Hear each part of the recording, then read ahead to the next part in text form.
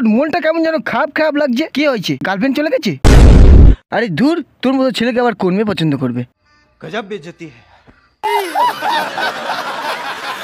আমি food blogger হব। কি ফুড ব্লগার? তা আবার তুই?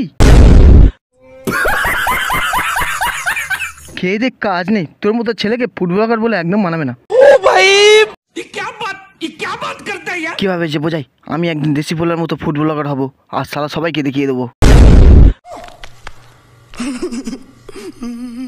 মনে মনে গাল দিচ্ছিস আমি জানি, কিন্তু গাল দিয়েও কোনো কাজ হবে না। তোর মতো ছেলেকে ফুড ব্লগার হিসেবে মোটেই মানাবে না।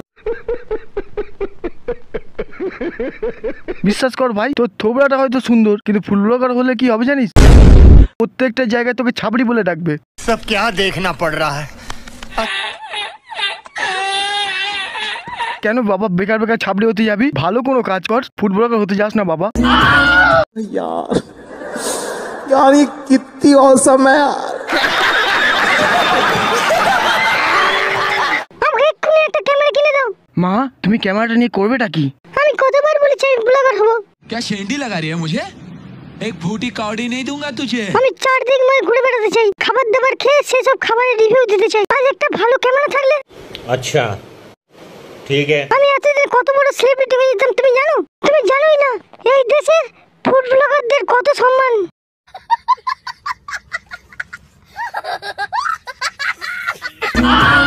এই দেশে ফুড ব্লগারদেরকে কত সম্মান করে সেটা আমার থেকে ভালো আর কেউ জানে না।